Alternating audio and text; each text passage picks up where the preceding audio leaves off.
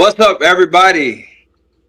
You are here now, rocking with that real one, that dangerous son of a gun, the Ring Doctor PE, the Ranger Live in the Flesh, Dallas Dash, and you're watching the CCP podcast with my boy Chris Page.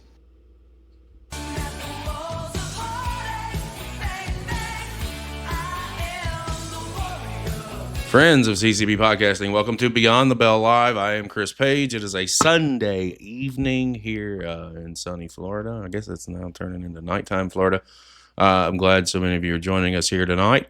We should have a very, very fun show. Shout out Goth. I see you in chat. See everyone else coming in as we are getting underway. Before we get too deep into the party, let me throw out a merch alert. You can tell, guys, I'm rocking the new Reese Maddox t-shirt. You can grab it at ProWrestlingTees.com. Reese coming to us out of Orlando-based area, House of Champions. You may have seen him on Game Changer Wrestling. You may have also seen him with Reality of Wrestling and so many other places. The Establishment comes to mind as well. Cop yours today. Support independent wrestling. These guys are out there crushing it for us. Without them, we would have nothing, and that would be a very sad place to be and a sad world to live in. Also, real quick, November 22nd, keep mark your calendars now. CCP Podcasting presents Chapter 1 Genesis. We are getting into the live event business and bringing our brand of entertainment to a city near you.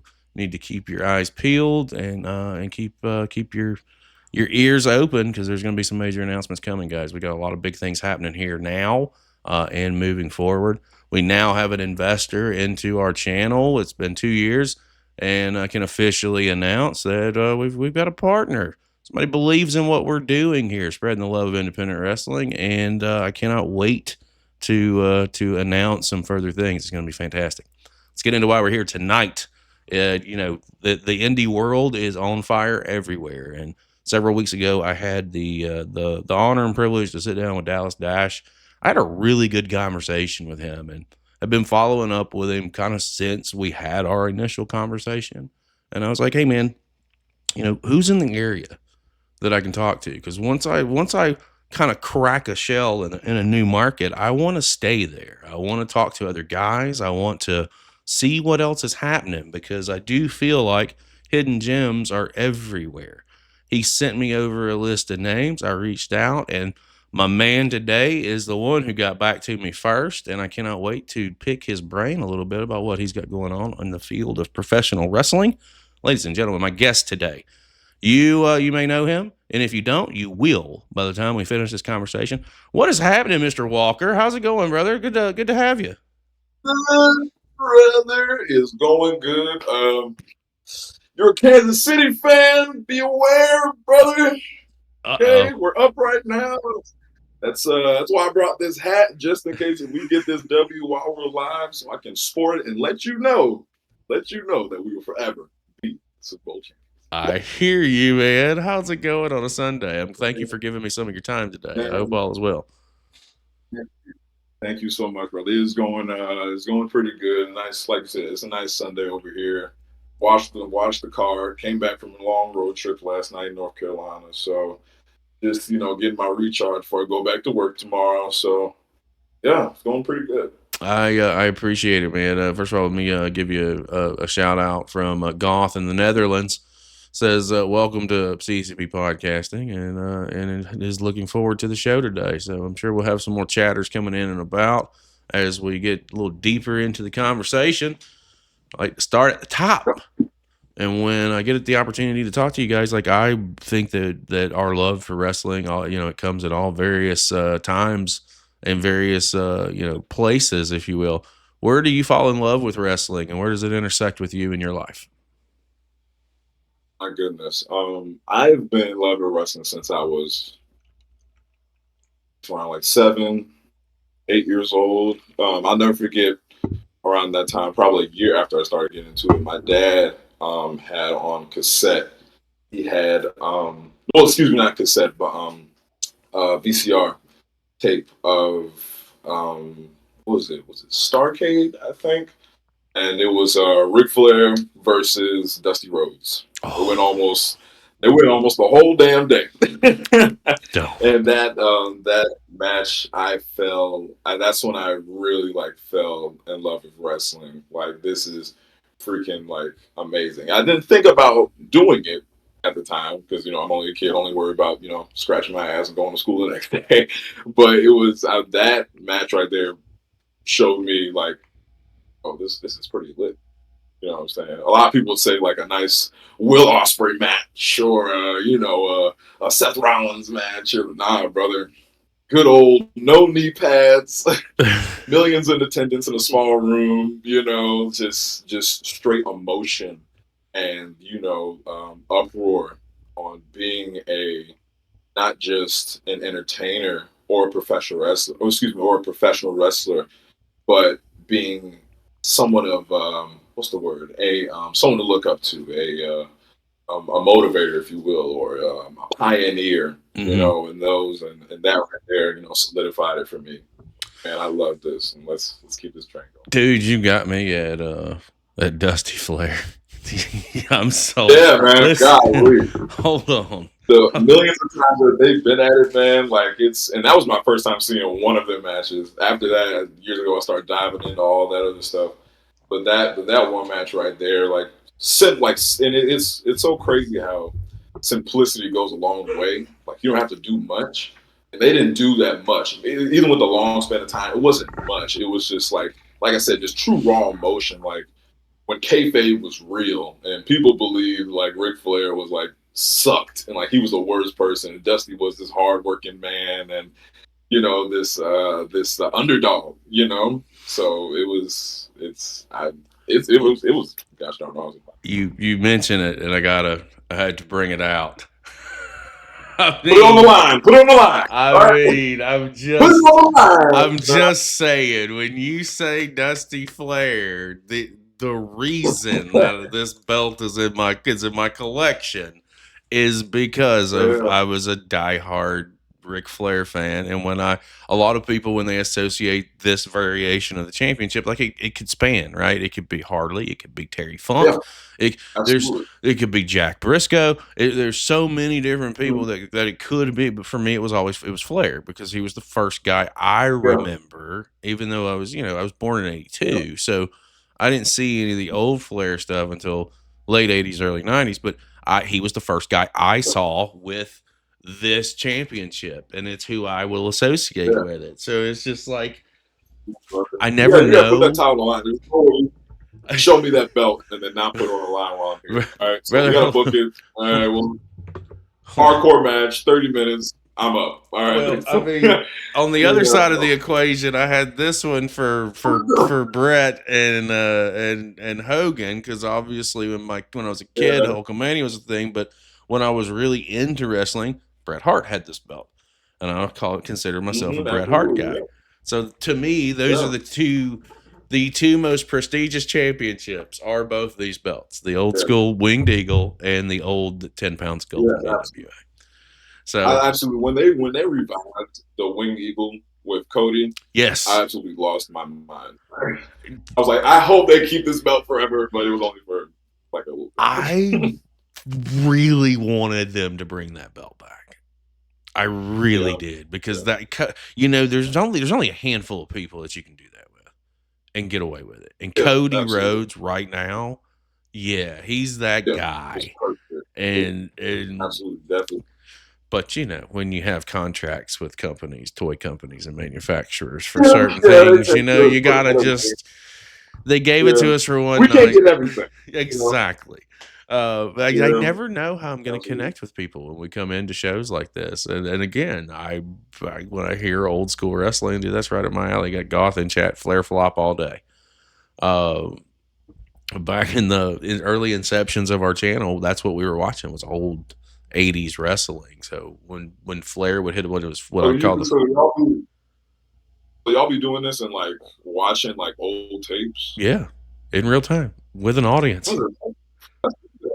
I'm loving this place already. Let's do it. Let's do it and dissect it. Let's do it. I'm telling you, dude, we do a lot. When our platform started, that's how it started. Like before I pivoted, but that's what we were watching, was the old school stuff. And every time Flair would hit a Flair flop, I always, pop like a son of a bitch, because it's just, it's a Flair flop. You have to acknowledge the Flair flop. But absolutely. pivoting full circle into the independent scene 2 years ago, like this is where, life has gotten really gratifying really quickly with the level of talent that we've been able to come across and, being able to talk to and build relationships with. It's just fantastic because you guys are like I told you before we came on the air, you guys are the future. You guys are the now and the future. And if you don't invest in your future, then what the fuck are you doing here? Like this. Honestly, there's always something new in wrestling. That's why whenever people tell me like, how is it being a wrestler or how is it doing these shows and all that, I'm like, it's great, but there's always that one person that can do more stuff than you can do, that can be a little bit better in these situations or be better at these moves or grapples or being expressive while you're out there. Like there is the wrestling. I just told one of my friends, right now wrestling is popping like how it was like in the 90s. Yeah. You know what I'm saying? Like back like when I was a kid, and because I was born in 2000, so I lived at the whole techno era, right? So I couldn't wear a Ric Flair shirt. You know what I'm saying? I couldn't wear a Marty Jones UK shirt. Like who the heck is that? I don't know who that is. But now, we sporting that vintage wear. We got the old school, old vintage tees. We got these shops that have it now. Like wrestling is so popping right now, and there is new talent growing every single day. I see a new person almost every single day. Like there's a kid in North Carolina, Firestar Pro Wrestling. I think she's like either 17 or 16. I think she's 16. Please quote me if I'm wrong if anyone sees this. But she came out of literally nowhere. I just saw her probably 2 months ago. And she is excelling quicker than I've seen someone that could be 10 years, 11 years, 12 years into, the program. Like these new generation of young guns, and I'm still a young gun myself, but like within like that range and like the early 20s, like these they come out of the woodworks and they are doing the damn thing, so it's always something new every single day. You were preaching to the choir for a guy who has built a platform on independence all over the world. We started in Australia and then hit the UK and Malaysia and South Africa and Europe, all of it, and then got to the States. Oh, by the way, the States are over here, and we had, we just made our way this way. And I did that kind of intentionally, to be perfectly fair, because with podcasters, you don't know what you're going to get really. And what I saw was a lot of people who were focusing on the States, and truly, I get it, I do. What about all these other people over here that nobody's really seeing and we're not watching and we're not paying attention to? I can still have my eye on the scene here, but I can watch what's going on over there. And dude, let me tell you, arms wide open with every fucking company. It's wild. If you stay in one region for a while, you're gonna see the same thing over and over and over and over again. Eventually, you're gonna get tired of this shit. You're gonna get a little bored, right? So it's like, for example, I don't know if you've heard of SGW. I think it's in like Uganda. I think soft ground. Like these wrestlers, yes, soft ground. Yeah. Yes, they wrestle in the damn mud. Again, popped out of nowhere. Became viral on TikTok or Instagram, and then started their own promotion.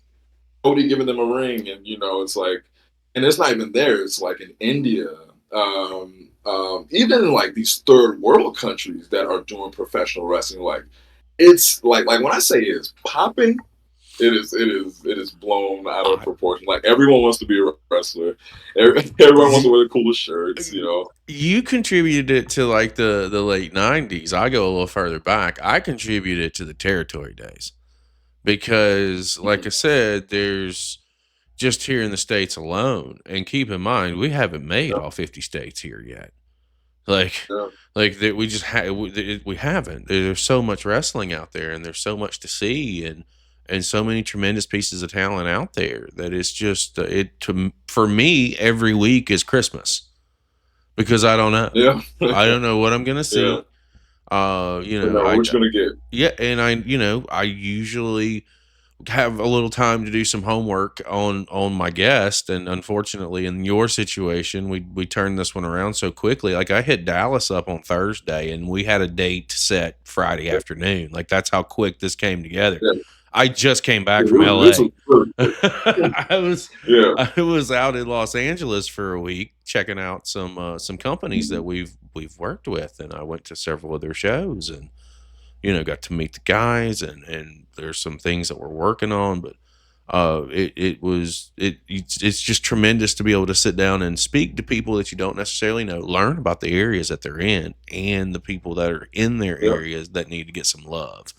So for that, let's Yeah. shift into, when did you decide to get into professional wrestling? And what drew you in outside of obviously the fandom aspect of it all? When did you think that, all right, I'm gonna take this seriously and I'm gonna get into it? Where did you start at too? Mhm.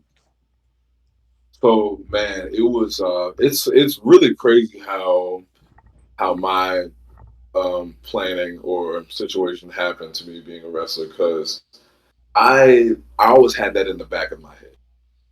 Like it's like every time I watch a Monday Night Raw or a SmackDown or what was it back then? A Velocity or a Monday Night Heat or a Ring of Honor My or dude went Velocity. yeah, y'all know about Velocity, man. Y'all know about that.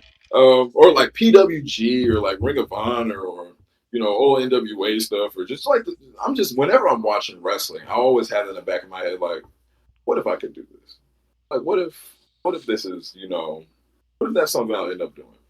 And with all of the personal stuff that went on in my life, that kind of like floated away.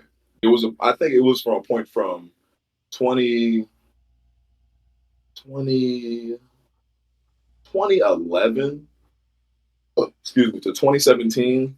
I didn't watch wrestling at all. I didn't watch wrestling for like 7 years.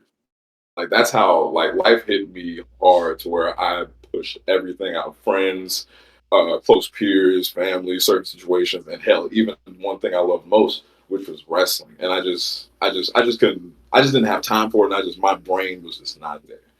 And then I picked it back up, and I go when I was in high school. Um, I went to school with one of my friends, one of my close friends now. His name is Gabriel Kai. He wrestles here in Virginia with me as well. He's also a professional wrestler. Um, at that time, me and him, like, it was like cordial.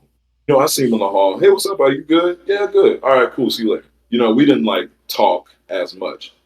But then after like high school, and then I moved to Georgia for a few years. I graduated high school in there, and then I came back here to Virginia, just to restart and refresh and see what's next after college. I started working my first job around there. Like, I started plethora of jobs that I hated at that, just to get a paycheck. And then one day I was on Instagram. I say around like 2020, 2019, I've seen this promotion. They don't run anything anymore. It was called UEW. It was in Virginia. They had just started up. And I seen this guy in this mask come out. And he went against George Broman Jr. And they had like a really stellar match. And I was like, oh, that's pretty cool. And then there was an interview or something like after that, and took his mask off. And I'm like, he looks so familiar. Yeah, like I've seen his face before.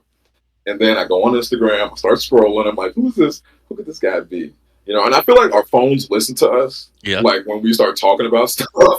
And I was just scrolling, and I'm just talking to myself, who is this guy? Big thick guy, long hair, brown, like he wears a mask, he's a wrestler, and I see it's Gabe. And I peeped that he was a wrestler.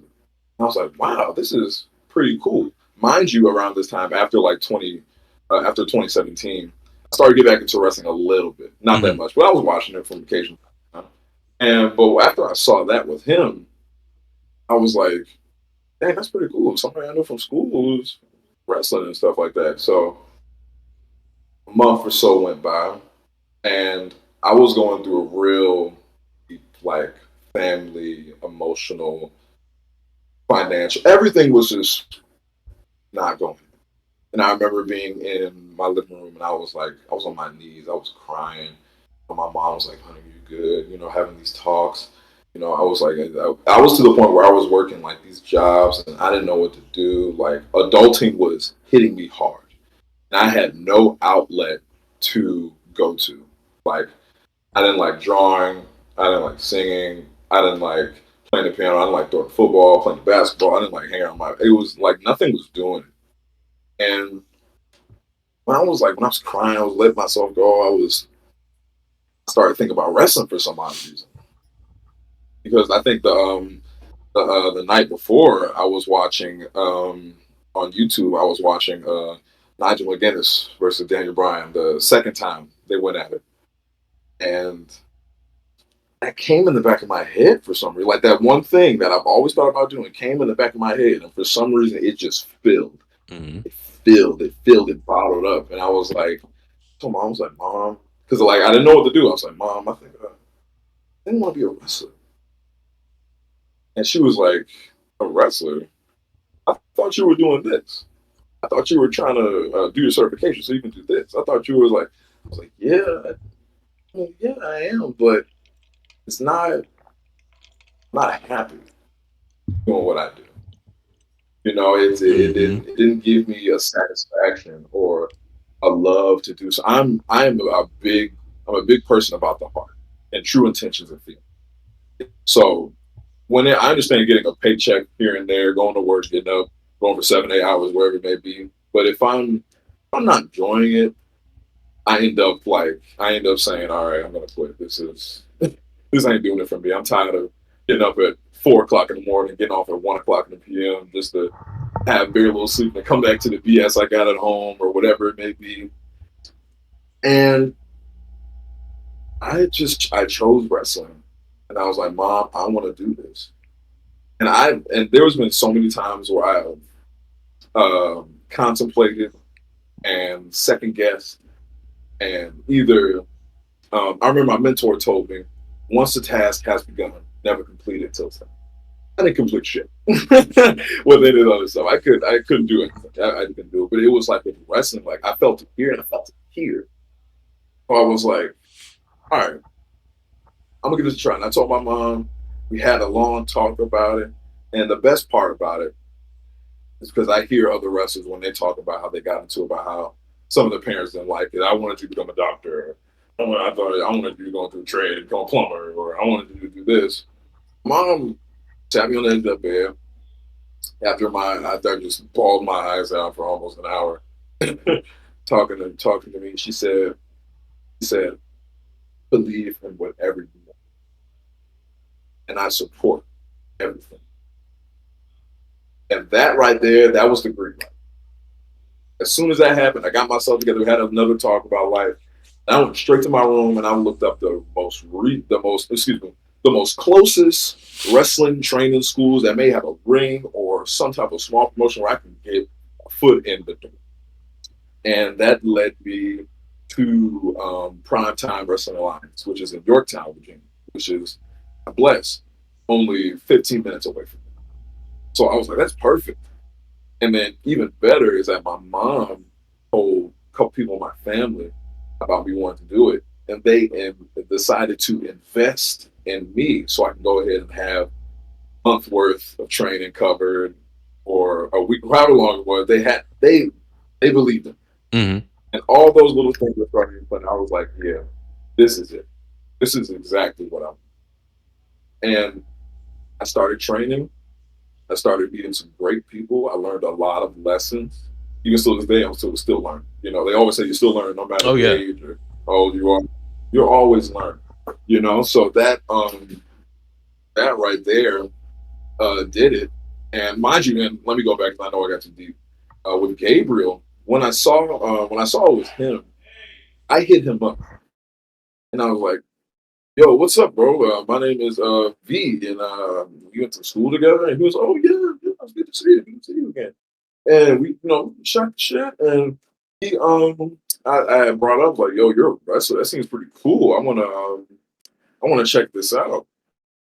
And he was like, yeah, bro, come to Primetime Wrestling Alliance. Gave me the address and all that. And I just went in on a day that he was training just to look at the class.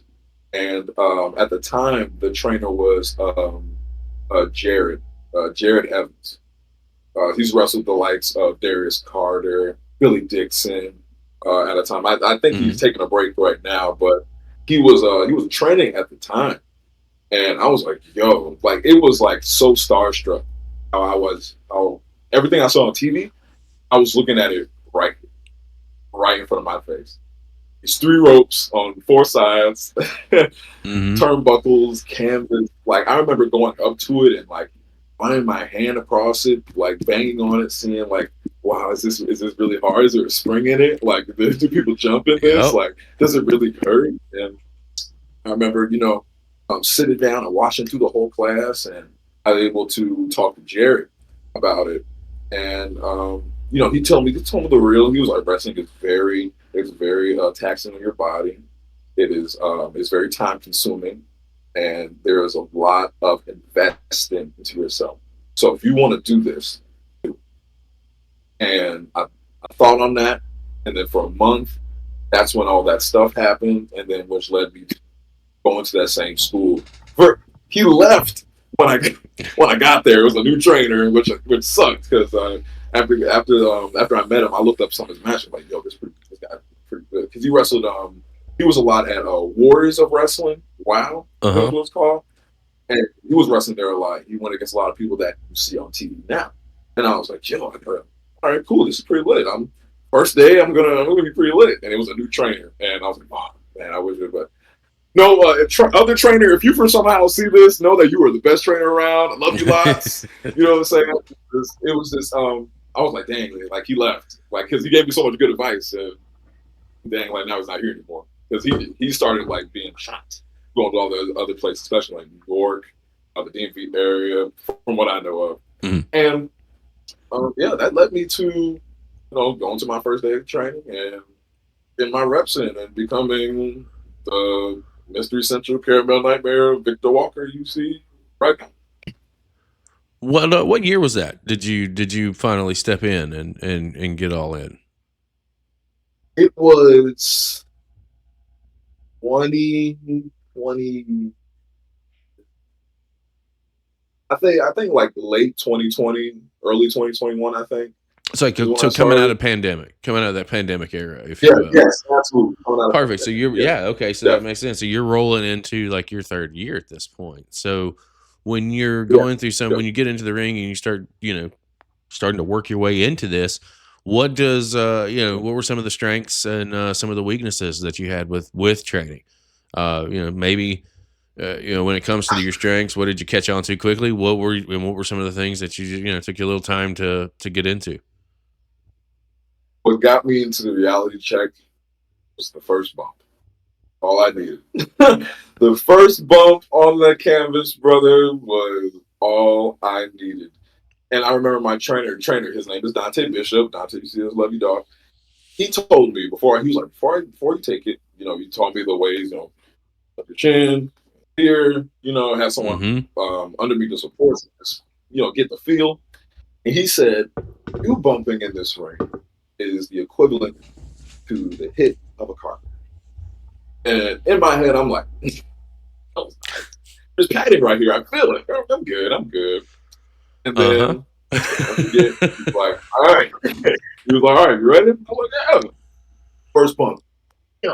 Knocked the wind out of my body. I didn't touch my chin.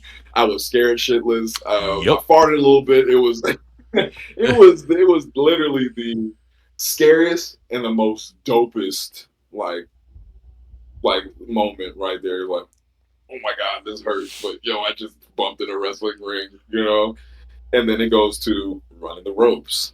That hurt like hell, Because you either have the actual rope or you got cable. We got cable. And And that shit hitting that hard, back and forth, only 10 times for a drill, only 10 times. Lashes on my back. The shower sucked. The shower was hot, and it was, and then my back was hurt. You know, You're so and preaching to the fucking choir, man. You're taking me back to my first day of training in 1999 right now. You have no idea. Flat back bump was the first bump, and then it was ropes. And yes, bro, that was like literally like the worst and the best time at all. Because so if anybody watching right now, like if you think I hate the whole wrestling is fake whole ordeal, because stuff that we do in this ring, it hurts. This shit is real. This I tell people all the time who's like who go down that road. I just say, well, let me go see you take a bump in the ring. Absolutely. Take a bump right here. Let me go see you bounce. Let me go see you run the ropes for 3 minutes. Yeah. Let me see that. Let me see you do a little shoulder roll. Let me see your 3/4 shoulder. Then you can talk. You can talk a little bit of shit. You can't talk a lot. But you can talk a little bit. So even in my situation, like I know my motherfucking place, dude. I haven't been in a ring in 20 goddamn years. Yeah. I get it. Like I never thought when I left the industry that I'd be back in any form or fashion, and here we are, watching independent wrestling. We've built an audience. We're continuing to grow. Like it's just fucking insane.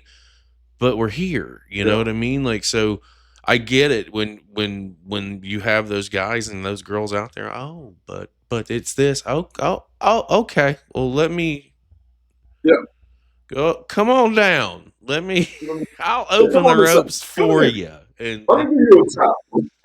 And you know what? Stand in that corner. Let me give you a chop. I'm not even gonna touch you. Let me run back and forth 3 or 4 times. Nobody's gonna tell you anything. Yeah. Nobody's gonna show you anything. Just it's so easy and it's so simple. Mm-hmm. I bet you trip on the first bounce. I bet you. The first step, I bet you trip. And that too, like I was also taught that details matter. Yes. Every small little minor detail in wrestling matters. So even your foot placement or where you're ever at in the ring, your ring awareness, like running the ropes, like either you're in a 16, you're in an 18. And I heard they go big. Okay. So it's like your 4 steps can quickly go to 6 steps. That quick. And you can trip yourself. I tripped the first time. Yeah, I tripped the first time I hit the ropes. Because I was taught to count your steps, and once you get that count, you hear a beat. You hear the same pattern, the beat with your feet. Whatever it may be. I'll never forget. And I was too focused on the beat. My ass tripped, and I was set up for a 619. Like it was a real reality check, but like something that I was ready for. Well, obviously, a piece of going through training is, learning about, trial and error, baptism by fire, is really what it is. And, you either get through it or you don't, in my day, my class had 14 people in it and we ended with 2, me and one other person. Yeah. That's just the way it was. And even then, like, again, times were different. Like I was in training for 4 months, and then I was in the ring, and I was wrestling fucking every week. And then it went to 2 times a week, and then it went to 3, and then 4. Then I was wrestling 5 days a week when I got out of high school. I didn't go to college. I went out on the road. Right. That's just what it was. I was training when I was 17. And you wrestled during a really good time. I always say I was born in the wrong year because I feel like a lot of because I'm a school teacher as well. Mm-hmm. So a lot of the kids call me Unc or OG because I have this, I guess, like old school mature manner to myself. Yeah. And it's like, man, like you talking about wrestling through 99 to like 05, right? You said 05 kind of time.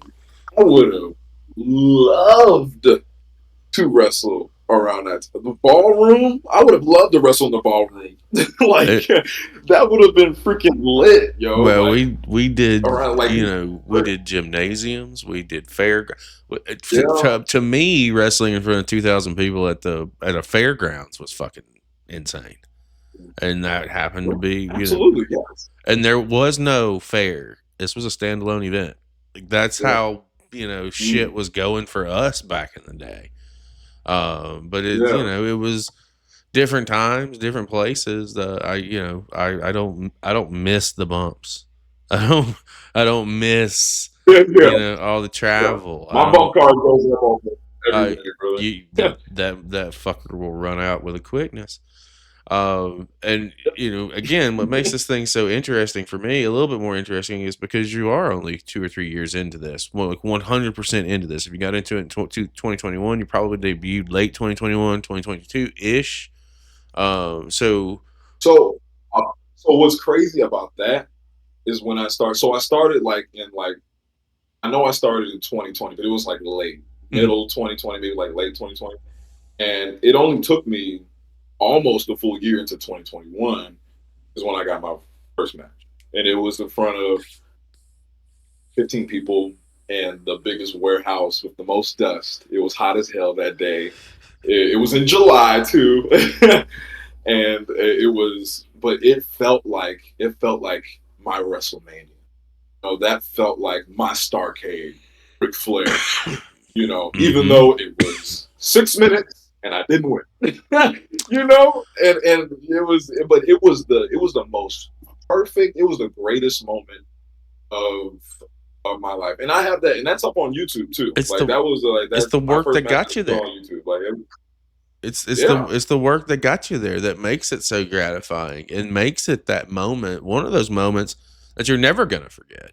yeah. You get a handful of those throughout your career, but even now with not being in a ring in 2 decades, I remember my debut for totally different reasons. Like it's Mhm. very fucking hard to forget it because it's one of those you tripped over. I tripped over Yeah, the bro. steps and the ropes getting into the ring Uh, in my debut, and it was not an intentional thing.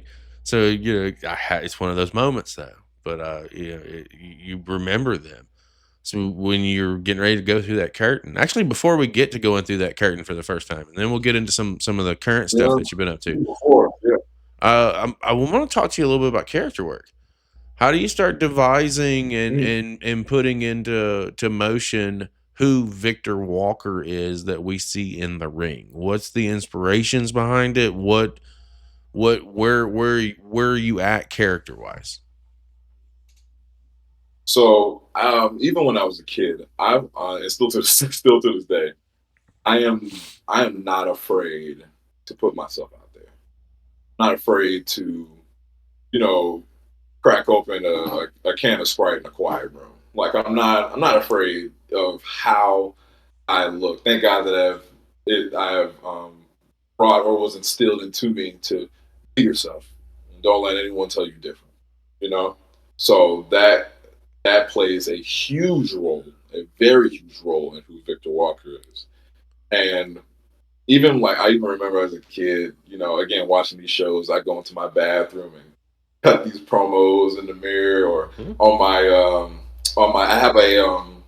I had my dad gave me a WCW Diamond Dallas Page plush dolls by like this big, and you can press the middle, and it said "Bang," and I was like the coolest gift ever, and I would cut promos on that, and I'll be talking smack to that. I'll do to my mom, and I do to my dad, and or all my families. Like I remember during Thanksgiving when I was like so into wrestling, like that they knew that I was so into it that they would play all of the wrestlers' themes, and then I would do the entrances for the family. And I'm like, yeah, yeah, go into your little Booker T. Let me see you in the spinning room.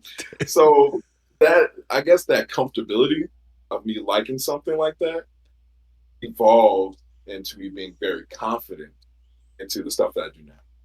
Now, when it comes to inspiration, Ric Flair is number one. He Mhm. is my favorite wrestler of all time. Absolutely love Ric Flair. His Is one thing about it is definitely his promos, right? A lot of like old territory promos, like when he was feuding with Dusty and he had that belt. He'd say, "Mirror, mirror on the wall, who is the fairest of them all? Why you, Nature Boy?" You know what I'm saying? Like It's a he meant character. everything. Like that tenacity, like that intensity, like that draws people to be like, oh, like this guy's talking some stuff here. So that implemented a lot on like my promo work and my character work. Um, Kurt Angle, man, watching him wrestle, especially as the wrestle machine, he was doing stuff with ECW, Yep. especially him with Randy or One Night Stand. Man, I'll never forget watching that and the electricity when he came out sweating, mouth guard in, like, like he was really like he was feeling it. He was absorbing the energy from everyone around him into him and the feel. And I always say we will never get that feeling back. I don't think we'll ever really get that true feeling of professional wrestling back then because like people like were into it. Like the book is so wide open now about how the ins and the do's and don'ts are in wrestling. Back then, we just believed that this we just believed Paul Burchill was an actual pirate. Like we believed that Kevin Thorne came from the underworld and was gonna go against Undertaker or whatever. Like we believed that shit. So when we saw the zombie was real, when we saw this, yes, bro. So when we came out, we saw this guy with this sparkly jacket, long blonde hair, wooing all over the place. We were like, yo, this guy is literally styling and profiling. When we saw this Olympic gold medalist with all this heart and intensity come out, we're like, yo, this guy is fucking lit. Yeah, yeah. You get so into it, you don't even realize that you're losing your mind. Like, I watched that again. I watched that ECW One Night Stand, and the balcony at the top, these guys like they were about to fall off. Like when Sandman came out, he did his entrance. They were like rough, like oh man, he had a beer, like they were in love with that. And I promised myself that I would try to recap that same emotion, or try to at least recap that same emotion and feeling when it comes to my character, because that is everything. If you can relate to a crowd, if you can relate to a crowd or get them to feel a certain way or have them feel at home, that takes it right there. So that Ric Flair, definitely Kurt Angle, comes when it comes to like my character work of who Victor is. That's why I wear the tasseled sparkly jacket because of Ric Flair.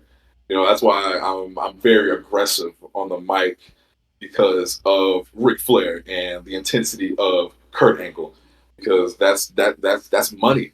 That's stuff right there that gets people into it. Like there's even managers that have that same flair with and don't even take a bump and have that same flair and that same intensity, and they are known. Paul Heyman, my goodness, a mic master, But when he tells it, there is so much conviction in what he said. He believes everything that he says, and the people gravitate towards it. Even if he's portraying himself as the villain, we still love Paul because whatever he's talking about, whatever he's preaching, he means it, and it's true. He could say right now that King Kong is on the building in New York City. He'd be like, "Yo, I can't believe that he's on that building." He's like, people believe the shit that you put out. If you are a dinosaur in professional wrestling, you are the best fucking dinosaur in professional wrestling. Come out with a tail, you are. People believe it.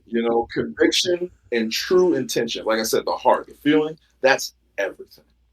Over the bumps, over the moves, over the gear. That is everything to me. So that portrays a good view of who Victor Walker is. So I love the fact that that Flair's an influence, but I have to go back to something else before I get there because you mentioned Diamond Dallas Page and how you got that plush doll of him. Fun fact: the platform CCP podcasting is because my wrestling name was Chronic Chris Page, which when I was coming in was late 90s. And I thought that DDP was cool because it had a nice hook to it. Like it had a nice ring to it. So how could I make it my own? Okay, CCP. So I created Chris Page. And, Chronic may or may not be because I enjoy cannabis. But that's what it was. And, that's what I've been doing, bud. It's just been one of those. It's waiting for me upstairs. I'm just being as professional as I can. It's waiting for me. No, I get it, brother. Listen, you can go grab yours by all means. You said what? You can go grab yours by all means. You said what? I'm sorry. You said you can. I can grab mine. Well, mine's is rolled up. Yeah. Well, no. So you can't get away with that. But I can get away with this. See. But that was it. Diamond Dallas Page was the influence for Chronic Chris Page, and why this platform is called CCP Podcasting, because it was my wrestling name. I didn't know what else to fucking call it. Like, what do? You got to create a name, and you got to do it now. Okay, this is what you get. So, if I'm ever on this again, I hope I am. I'm gonna find that doll. I'm gonna bring it with me. It's somewhere in storage. I haven't seen it in years. So I'm gonna try and find it. The beautiful thing about us in this platform and what we do is my door's always open. I always enjoy collaborating. I always enjoy, conversations like these. Is we're just getting to know each other, really, and we're doing it in front of everybody to see. But we're learning about you, but you're also learning about us as well. I can only tell you, like you're probably episode 80, 81 in a little over a year or something like that. So we have such great connections with people. We know that this is just the beginning. We want to be there for the long haul. So anytime you want to come back, all you got to do is just say, "Hey, man." Absolutely. I want to watch some tape with you, brother. We got to talk shop. Oh, earlier watch some tape. We have to circle around because Goth said, "Let's go NWA watch party." He's already said it, so so we have to do that. And one of my other co-hosts, Goth, is one of the co-hosts, one of our co-hosts on the channel. JB is a gamer, and he is also an old school wrestling nerd, and that just sounds like a really good time for the four of us to get in and check out old NWA stuff. I'm so down for that, brother. Let's do it, man. We're gonna make it happen. We'll make it happen.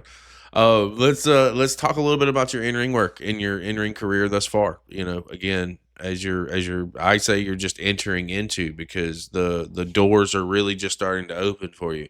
And you over the last couple of years, you've probably been feeling things out, figuring out what works, what doesn't work, evolving the character if you need to evolve the character, et cetera, et cetera.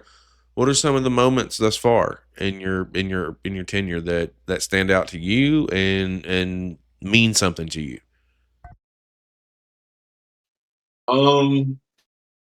Definitely.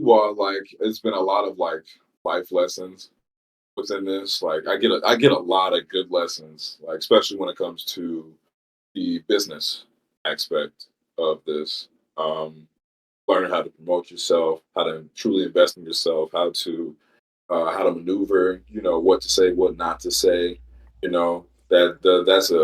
That's something I've definitely learned, especially when it comes to my in-ring work. And it's still crazy because I still have little videos I record myself from training classes, and I look back at it now, thank God. Thank God I didn't start off like this, because this shit is ass.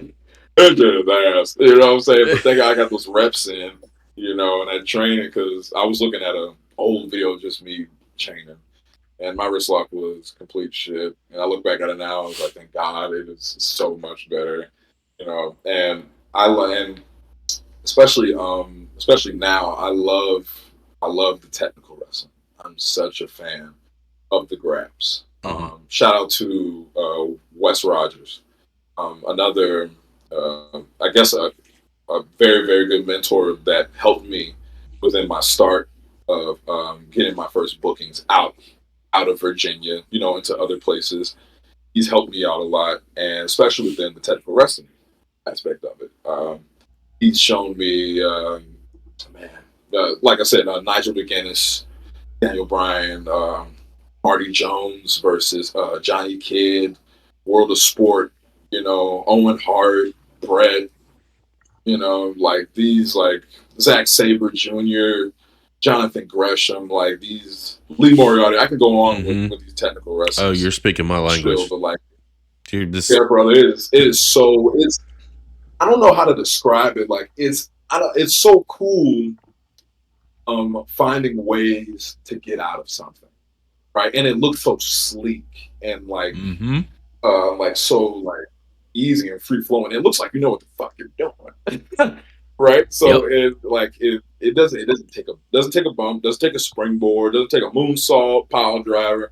All it takes is a wrist lock, going to the hammerlock, brothers, spin twist, and it looks crisp. There's a match with Johnny Saint when he was doing a stunt in Japan, and please correct me if I'm wrong. You might see it.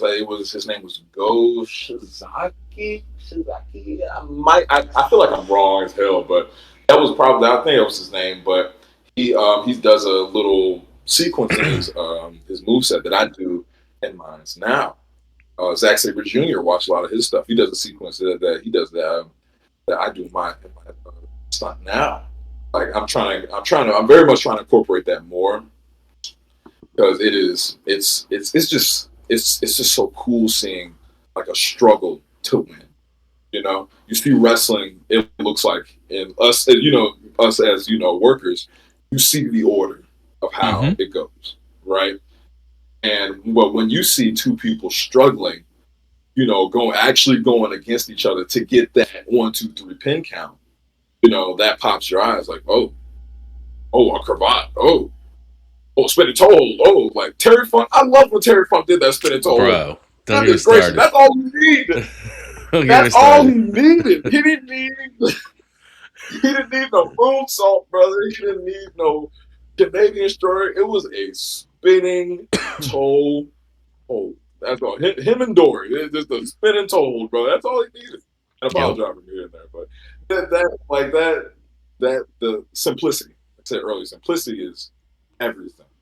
So that technical wrestling grasped my eye. Also lucha as well. I'm just now getting into lucha, probably like a year and some change, and really getting into lucha wrestling, because I'm still trying to learn how to do backflip, and I can't do it to save my life.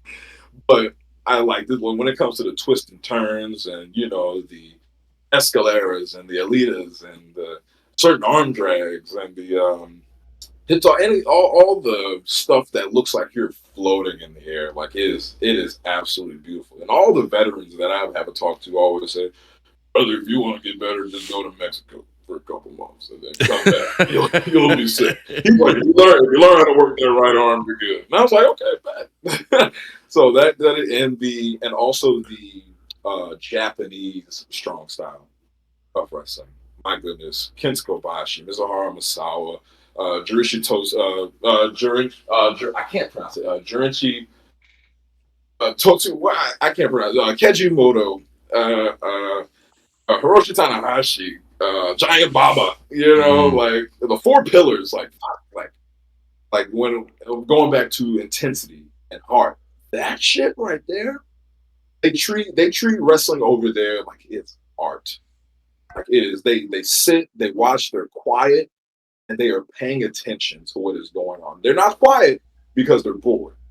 They're quiet because they're literally digesting every single detail, like I said earlier, detail on what these wrestlers do. And and that's also why I do chops a lot, or I throw forearms, especially chops, because that like, for me, that lights a fire. That lights an actual fire that like gets me going and gets me pumping. And like I'll Kenta Kobashi versus Stan Hansen, AJPW.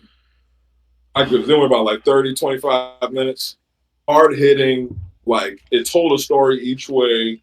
The most simplest of shit.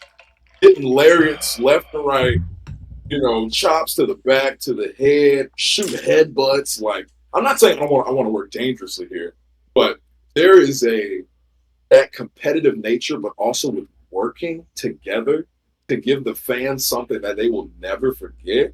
Oh, it's like butter on toast. It's like peanut butter and jelly. Like it meshes well.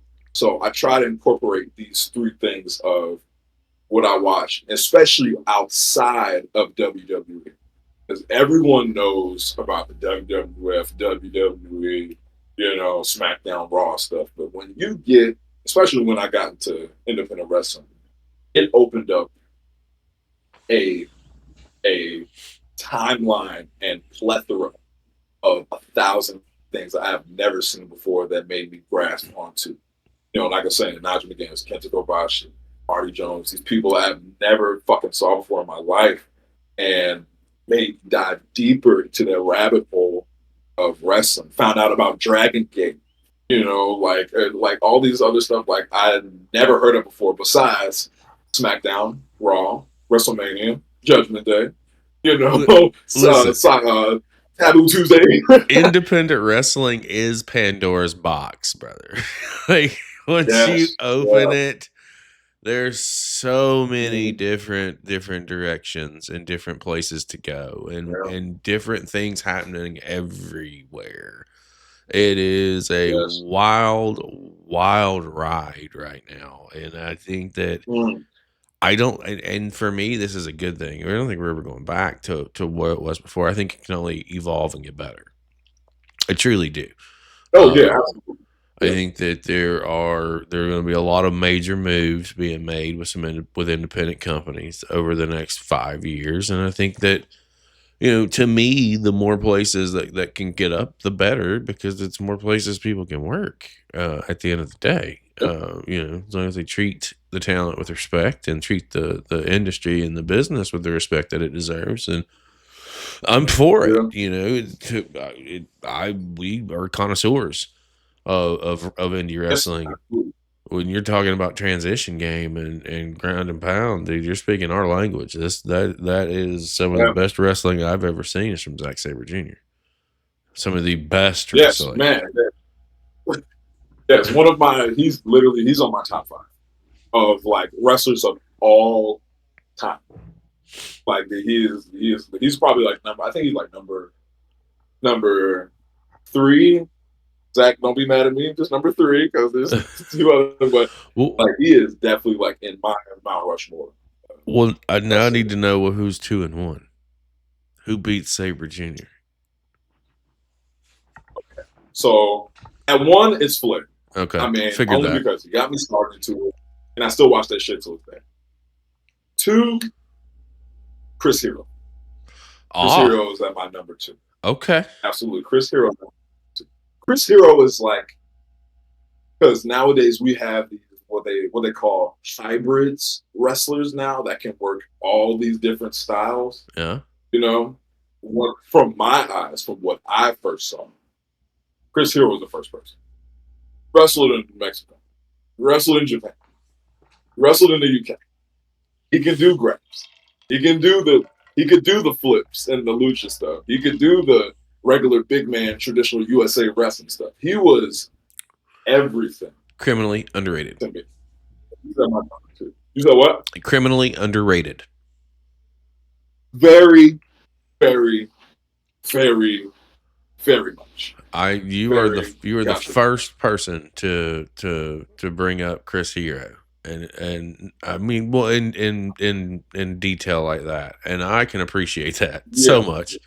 Yeah, bro. Ring of Honor, Chris Hero, or like Shakara, or Peter. It doesn't matter where he's in WWE. It doesn't matter where he put his 2 feet at.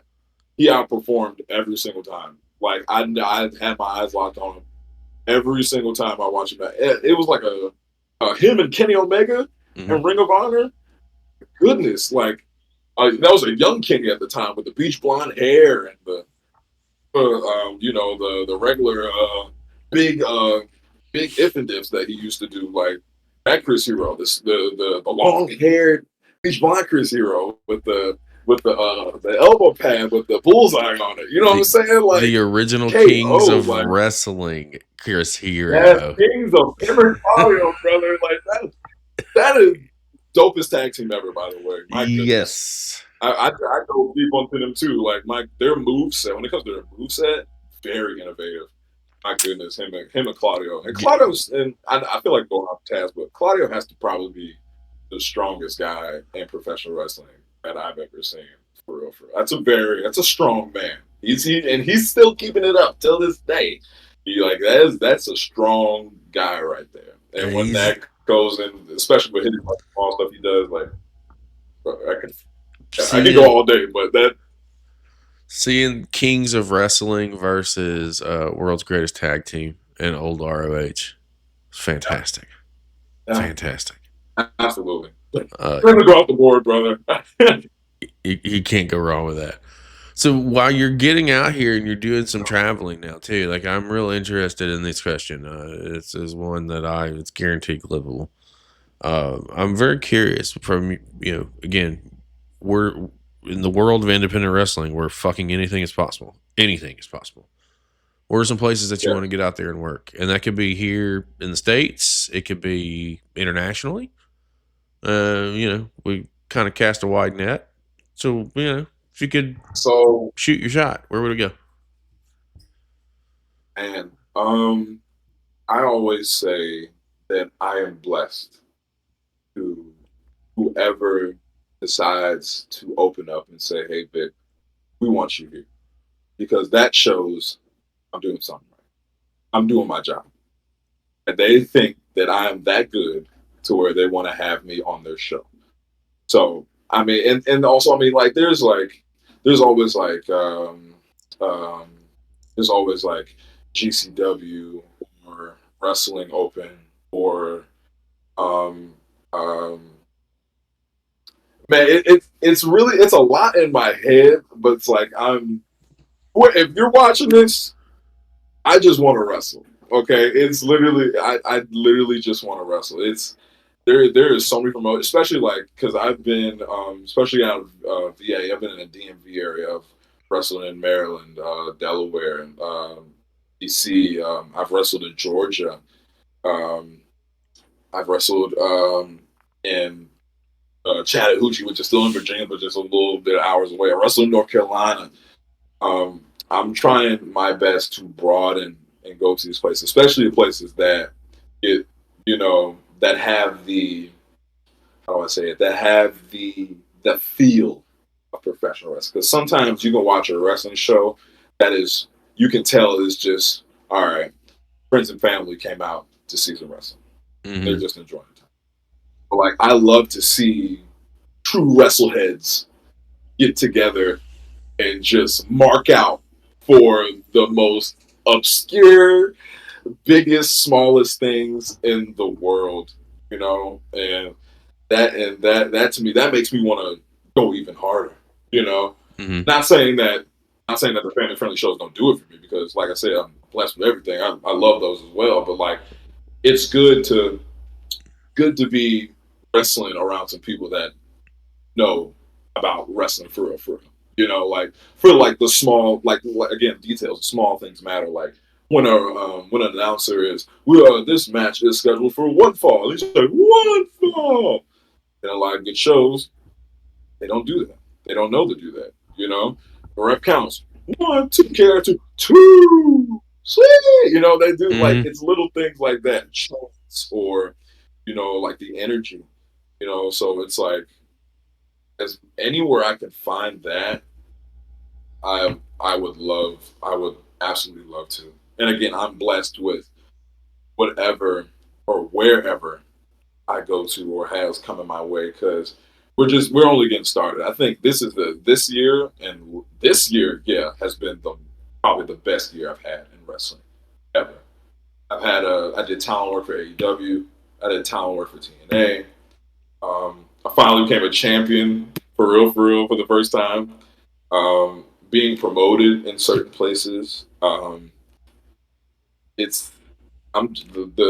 foot is just now getting on the pedal, but it's slowly getting there. We're about 60 miles per hour right now, maybe 50. We're on the byway, as soon I want to get on that private jet, brother. I want to go 1,000 miles a minute. You know what I'm saying? Like I am hungry for an opportunity. I want to wrestle. I love what I do, and I take it so seriously.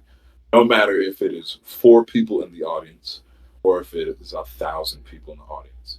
I remember one time I had a booking in Philadelphia, and that was my first time ever wrestling in Philly, and it was promoted and all that, right? But the promotion forgot to switch the address because it was at a different one. So when we got there, all town is there. We got there. It was only like 4 people. It was literally only 4 people. And the promoter wasn't even trying to do it. And I said, "Fuck you mean not trying to do it? I drove all this way. Everyone has came all this way to do a goddamn wrestling show. So we're gonna wrestle in front of these 4 people giving a shit." And I'll never forget. I went up against what is his name?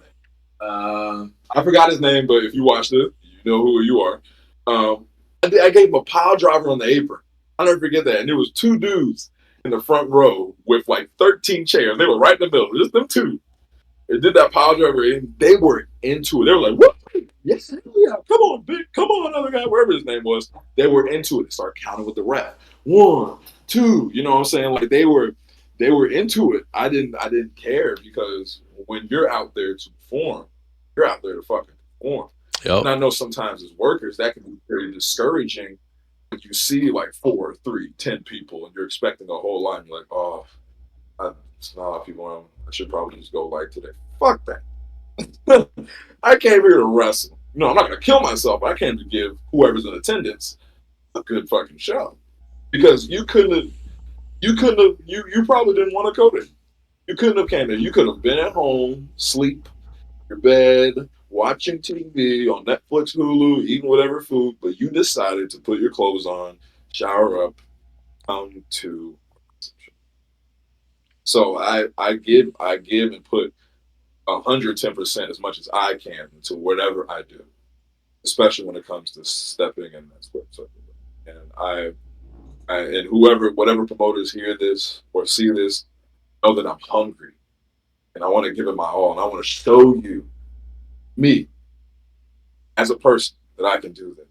I give you the best product, known demand, to the best of my ability, and I am fucking ready. I feel like LFG. Let's fucking go. You know, I'm hungry, man. Like I'm itching. Like, and I'm ready, brother. So let's do it. Let's palms are itching. Let's do it. Man. I feel you, man. Like so we're getting into the live event business too. So it's funny that you're talking about like 4 people and you went out there. First of all, I debuted in front of like 2. Yeah, initially way back in the day. So when I fell on my ass, 2 people saw it. But the idea, right, and this is the concept of what we are doing and like what our live events are going to look like. We don't make a shit ton of money on this channel. Like we have somebody that's investing in the channel now, which is going to do a lot. But we're putting everything up ourselves. And truly, I put together a card in this area of guys that I feel like deserve to be seen. And I don't care if we're set up for I think 190. No, we're set up for 200. If we pull 200, great. If we pull 5, fantastic. I know we're pulling at least what we've sold in tickets right now. We've already surpassed that number, but so like if it I don't care. I'm going to give everybody 18 minutes curtain to curtain.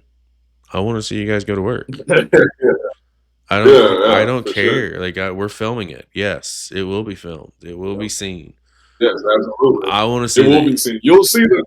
I want to see the work. I want you guys to take this time and show the audience who shows up for these shows, or the people who see it on fucking line. Show them what I see. I see the future, and I see that you guys need to be showcased. And that's why these shows are being done. But we're, making sure that it's taken care of ahead of time. Right? Like we're, the venue's paid, the graphic work's already paid, it's taken care of. Like it's all paying talent when they show up. Here you go. Let's go to work and let Let's what go to will be work will and do what be. we gotta do. Right. So I say that to say, like, we said you did some talent work with AEW and TNA. What did those opportunities look like for you? How and what did you take out of them? Oh, so hey man, AEW. I'll go AEW first. That was the first like big promotion that I went at, and it's so crazy because I remember my first year getting my feet in, getting my feet wet, getting my matches. I only had like what 5, 6 matches under my belt, and my friends were talking. Some of my wrestling pals were talking about trying to do talent work for AEW because they were going to be in Virginia. I was like, oh fuck yeah. Who do I contact? Who do I get into? And they sent me whoever the person I need to get in contact Yep. with. And this was 20, I think it was 2022. Yeah, 2022, I think. And I put something in, did it again the next year, did it again. Then the one fateful time where I got some stuff under my belt, I got a little bit of, just I got my reps up, Mm-hmm. and then I put one in, and it's nobody but God. If I'm gonna be honest, I don't know who you are religiously, but it's nobody but Him, man. Like it was a week prior before they were gonna come out here. I had forgot to send something in, so I was like, oh damn, I hope because it's more proactive to do it in advance, Mm-hmm. when you see it, and then they can get the stuff together, who they want to pick out. Yeah, I did it a week in advance. No, excuse me, a week before they were coming to Virginia. Mm-hmm. Shit, I think it was like on a Tuesday or Wednesday, I think.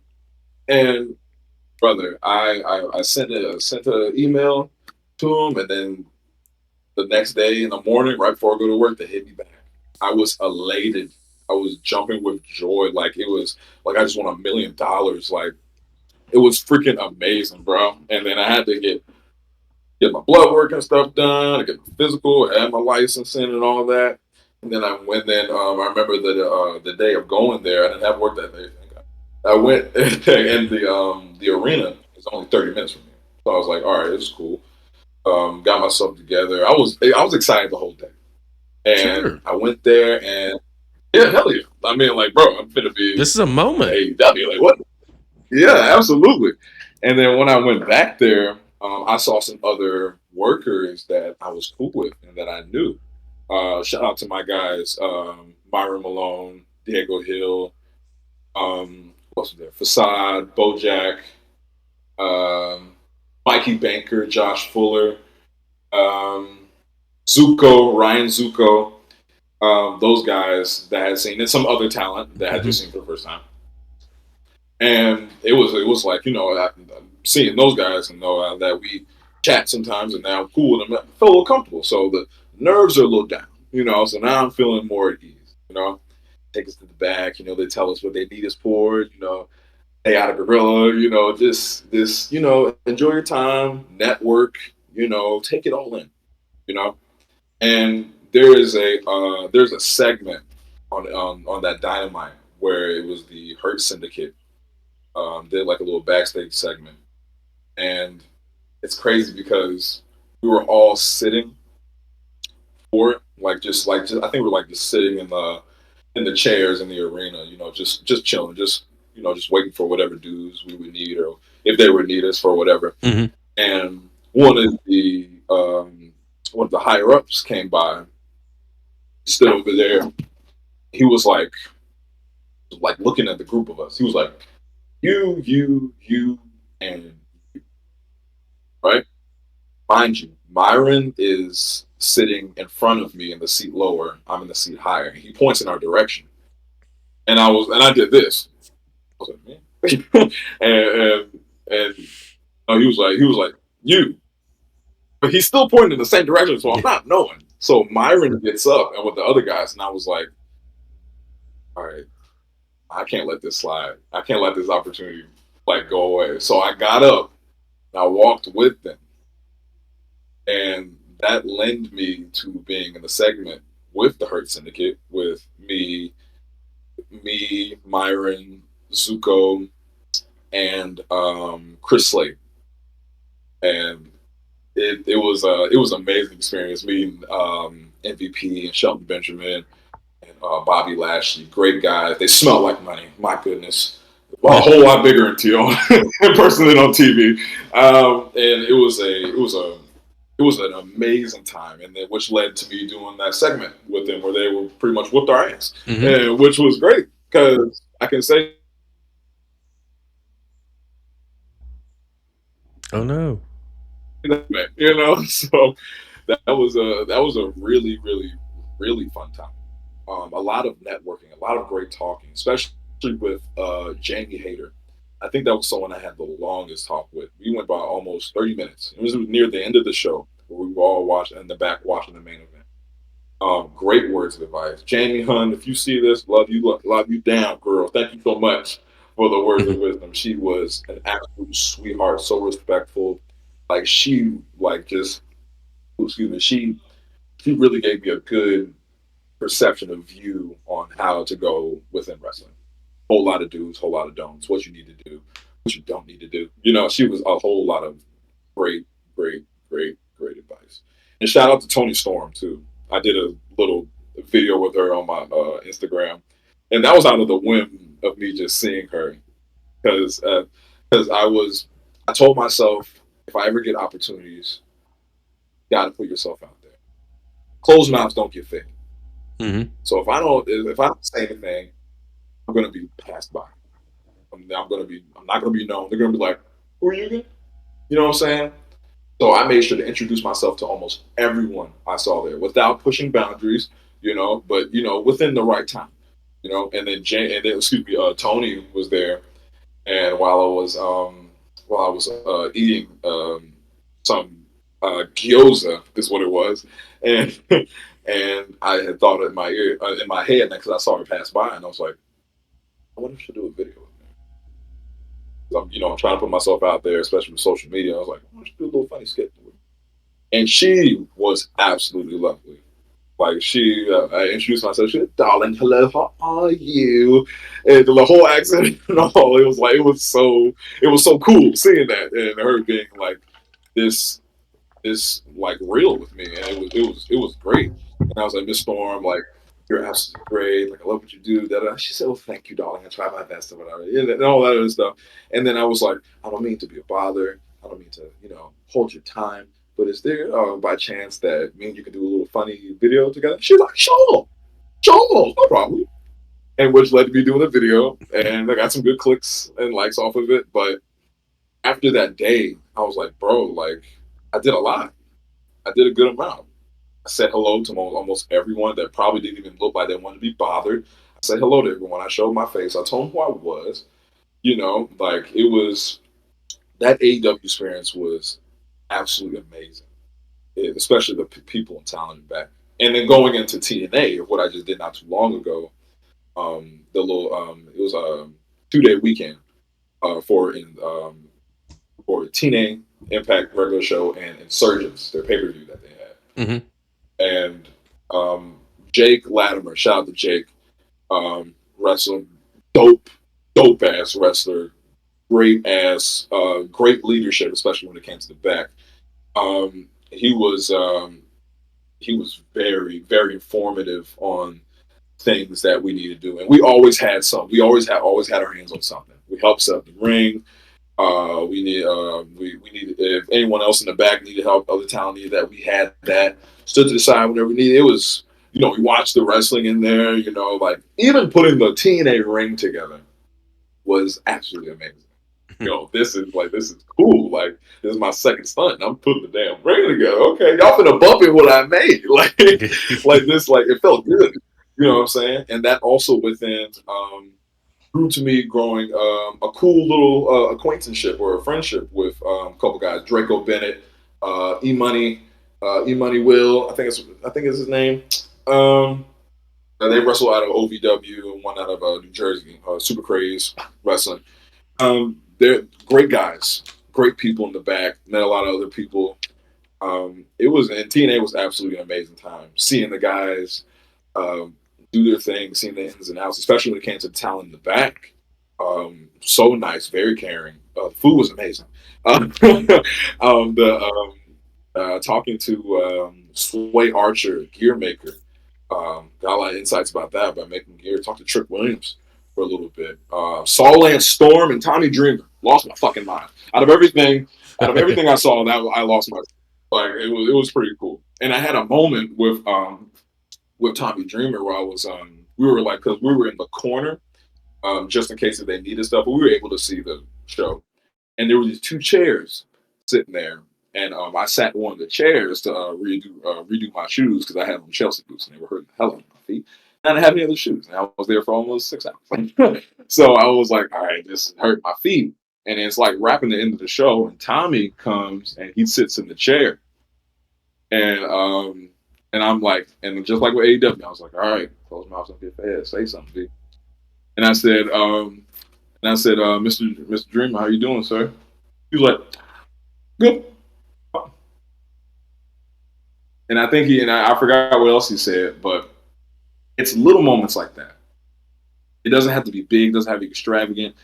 They don't got to tell me what I need to do, what I want, what I should do. They don't have to give me a life lesson. It takes for me, it takes a hello. For me, that's all it takes. It takes a, how you doing? Nice to meet you. My name's such and such. All right, good to see you. That's all it takes for me.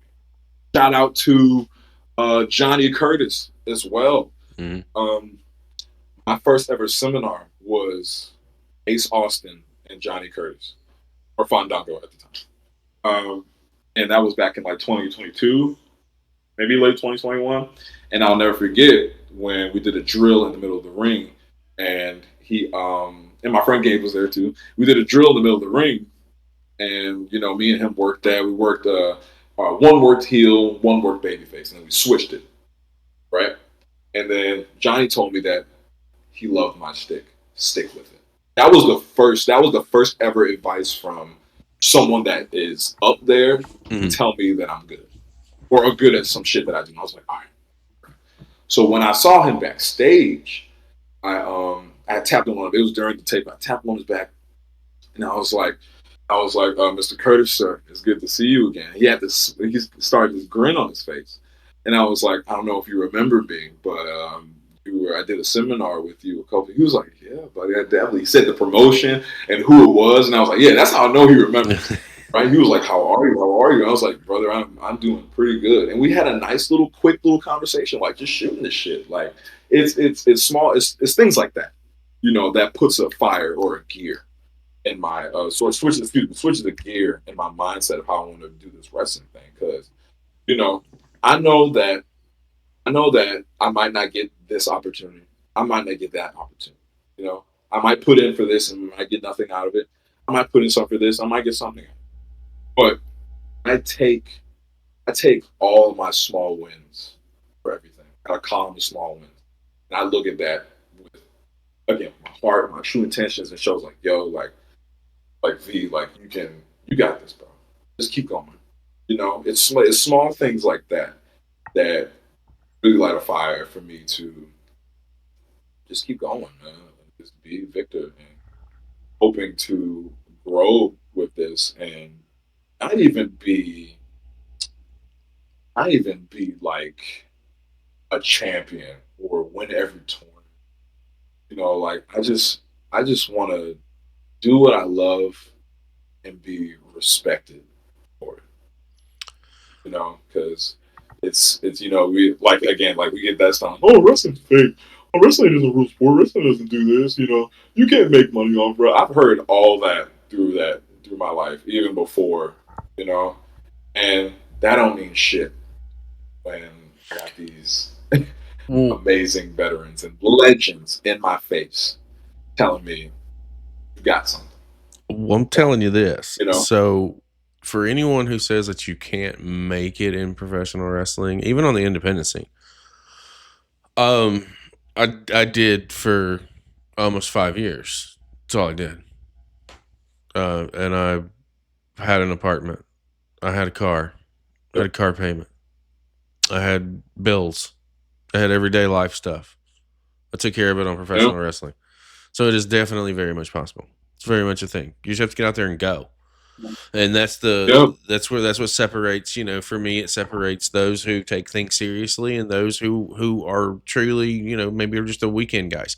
And again, if you're a weekend guy, that's cool. There's nothing wrong with that.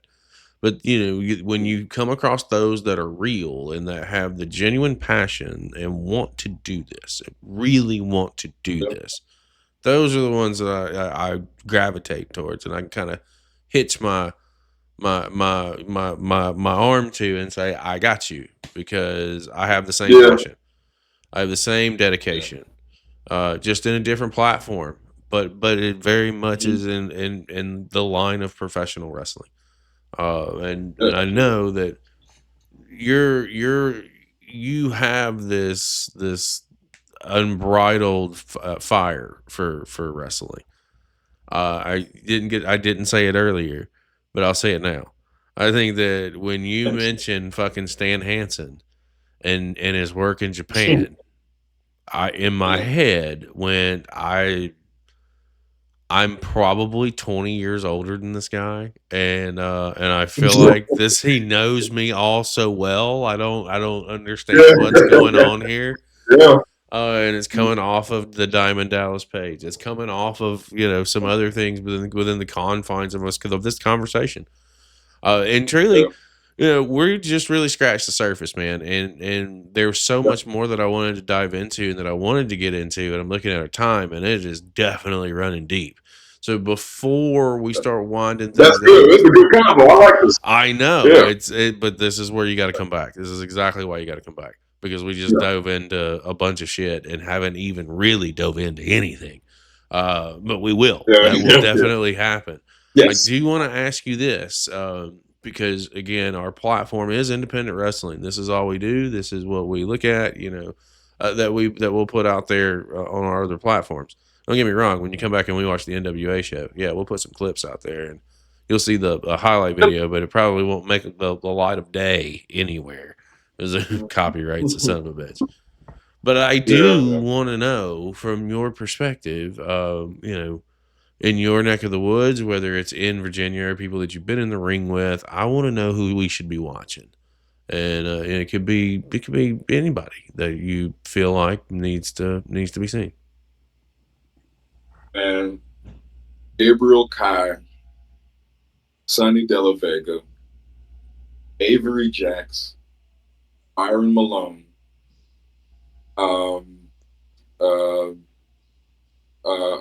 Tavon Thomas, Mr. Amazing, Sugar Dan, Robert Martyr, fucking Martyr. He just had his stunt in Marvelous in Japan, and had just came back. Dove into a little bit of personal stuff with him going on in his life, but thank God that he is fine and he is doing well. And I'm praying and hoping he's doing well. Rob, if you do see this, brother, know that you are loved. We love you. You are forever recognized, and you are great at what you do. Don't let anyone tell you that you can't, and know that you have an outlet. And if you feel like you don't, brother, a number, phone call or text away. You know what I'm saying? So know that you are loved and you are literally the shit. So, and anyone ever watching, check out Robert Martyr. Robert fucking Martyr. Who else? Manny Lowe. SoFly. Manny Lowe. Elliot Shock. Out of the Carolinas.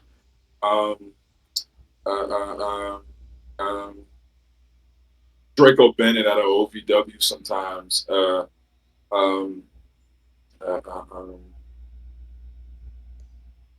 all I can get off right now, off the top of my head. No. There's so many, Usually, if I missed anybody, I'm sorry. No, yeah, I tell people all the time. He's put on the spot with that question. He knows what's coming. So if you feel like you were overlooked, my fucking social media has been on the screen the entire show. And if you're not following me by now, fucking shame on you. You can send me your information yourself, and I'll look at you. But I asked that question because that's how our platform evolves. Is that like some names that you gave me I'm not familiar with. I don't know. What you don't know is that when you give me those names, is I put them on our spreadsheets that we have for all of our various shows that we do. And there's more than just Beyond the Bell. There we do full watch parties for full shows. We do 2 hours of work on on individuals or tag teams. There's different things that we do and different programs that we do and different shows that we do to put people out there to be seen. And those that we don't know, they make one of those lists. And at some point in time, we circle back around and we will catch up on them and we will see what they're going on, what they are doing. That's how our platform grows, and that's how we continue to grow because of guys like you who come in, give us some time, and you introduce us to other people. Oh, and by the way, not only did you give us them, you'll give us their opponents. You'll give us other companies that we aren't familiar with, or other places to work that they're working that we don't know about. It's more than just the people. It's the other things that come along with that. Everything connects, everything connects. As you have said many times throughout the show, it's all about the details. And it is. It truly is. This has been a great fucking conversation, man. And I know that, like I said, there's so much that we didn't even get to. And I look forward to being able to get back to it with you at some point in time. I may have to send you October dates, and we just need to come around real quick because September's already done. I went to Cali, and I think I had 10 dates. I came back from Cali and sat down for 4 hours in front of the computer, and 10 dates were gone in 4 hours. I went, okay. I know you're tired. Well, I mean, it is what it is, man. This is what we do. Between the real job, this is, I don't look at this as a job because this is, to me, it's the epitome of like a labor of love. Like we would watch indies with or without, people watching along with us. There's probably been a couple hundred people that have just cruised through here since we've been on the air in some form or fashion, and just whether they hung out, whether they just stayed for a minute and watched, they saw you. And that's what matters. They saw you. And I always turn things over. And I want to give you the opportunity. Anything that you got coming up, anything that you want to plug, anything you want to throw out there, man, the floor is yours. And you can have it now. Before I do. Did y'all win? Before I do. Just got to put that on. I'm not even going to say too much. You already know. I already told him at the beginning of this what was going to happen, brother. But no, I do. I have SWA coming up soon, defending my AIWF East Coast Championship triple threat match. I hope that'll be a link. I'll send you a link for it. I also will be wrestling Next Up Pro Wrestling, a little Survivor Series War Games match with my buddies, Gabriel Kai, Sonny De La Vega, Sugar Dan, Avery Jax. I'm saying we're gonna blow the house down, and then we got some other stuff coming up, but it is a work in progress. But for right now, that's all it is. Well, I'm telling you, this has been an absolute treat to be able to sit down and chat with you, man. I did not expect to connect to Ric Flair. Did not expect to connect to Stan Hansen. Did not expect to connect to Diamond Dallas. Did not expect to connect like the way that we did. This is what I fucking enjoy about professional wrestling. Is I always tell people that it can bring people together if you allow it. All you have to do, just sit back and have a good time and enjoy where things go. And for all of you, all of you out there, the easiest way that you can show your support or to anything, like, share, and subscribe. If you're watching now, you're seeing this on YouTube, social media, Twitch, live. If you're over on YouTube or if you're on Instagram, it's all been on screen the entire show. To catch up with Victor, all you got to do. And if you don't share, you got a spinning toe hold coming your way. Funk style, baby. Let's go. To catch him, it is _.ICC. Was that YV? That font was so small on my screen. sir. That's over on Instagram. And guys, if you financially able, you feel like throwing down some fundage and getting some merch, it's over at brainbustertees.com. All you gotta do is search for Victor Walker, and you'll go right there. You'll be able to get t-shirts. I think there's hoodies. I think there's all kinds of little fun stuff. I went over and checked it out right before we came on the air. But throw your love and throw some support. It is, again, brother, it's been an absolute pleasure. I can't wait to circle back around with you, and we're definitely going to be talking about watch-alongs. We're definitely going to come back in and get to know a little bit more about you, because I feel like it's an infectious situation, especially now that we have old school wrestling to deal with too, on top of everything else. Yeah, absolutely. It feels so good to talk shop, especially about wrestling, because there's times where like I try not to let wrestling consume me. I try to do other things, but it's like an itch. I can't stop. I really can't stop talking about wrestling. You know what I'm saying? And this is a great vibe here. That you got great questions, brother, and we're definitely eye to eye on stuff. So this has been great, man. I absolutely love this, dog. Thank you so much for me to be up here. So we're coming back. That is for damn sure. We're coming back. Yeah, I greatly appreciate you, man. So for my guest tonight, Mr. Victor Walker, I am Chris Page. Ladies and gentlemen, boys and girls, children of all ages, we will see you next time.